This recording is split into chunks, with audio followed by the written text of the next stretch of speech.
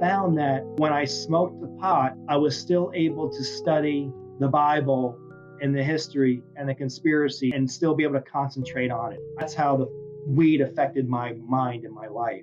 Wow. We were partying on the Strip in Las Vegas. And then here's where it started. I was awoken out of my sleep. And I caught something out of the corner of my eye. So I turned to look. And as soon as I turned to look to my right, there was an extremely dark presence. It was very, very large. It wasn't like an apparition of a man standing there. It was an extremely dark presence that was kind of like shaped like a giant circular pattern. And it was extremely dark. It was way darker than the rest of the room. When I turned and saw this, I got this tremendous sense of just pure terror and the tremendous sense of pure evil. And the presence was right here. It was literally about a foot away from me. I started hysterically crying. When I smoked the pot, I could sense it. It was putting off this weird aura. And in the rest of the room, there was like this, it wasn't clear. There was like this mist, almost like a mist or vapor, but it wasn't like wet, right? It's just what I saw. That's how the weed affected my mind and my life. And it filled the room.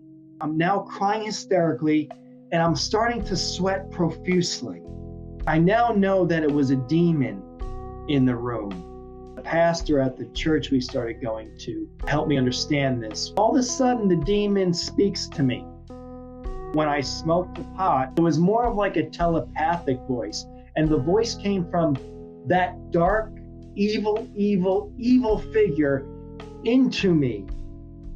The demon proceeds to tell me that my wife is going to die in the hospital tonight, and there's nothing I can do about it.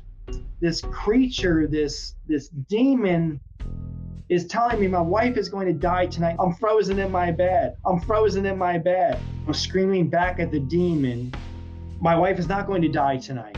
Remember, the demon's right here, so I could have reached out and touched it. And I yelled out, I said, no. I could sense that the demon was getting angry. And I could sense it throughout my body. And the room was getting darker. The air was getting heavier. And the mist type look was getting more pronounced. That's how the weed affected my mind and my life. And the apparition, this demon here, was actually getting darker.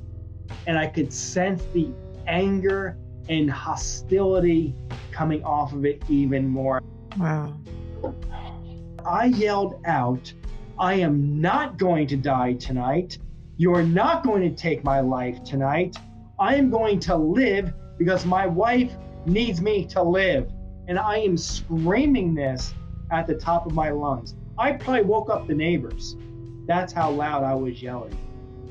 As soon as I said I'm not going to die tonight, that presence in the room, believe it or not, got even darker and heavier and more angry. When I smoked the pot, the anger was so fierce coming off this demon. It was penetrating to the deepest part of my body. It got angrier and dark in the room more. And again, that figure right here darkened to now it was almost like a dark, deep, purplish black. It was so black. I've never seen anything so black. That's how the weed affected my mind and my life.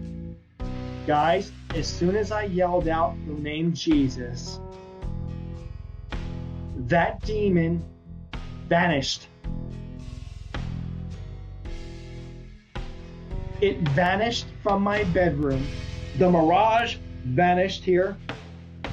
The darkness from the room vanished.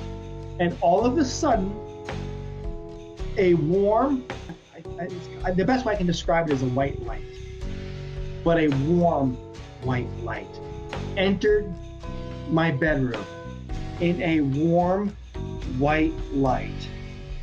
In the white light, the presence in my bedroom was putting off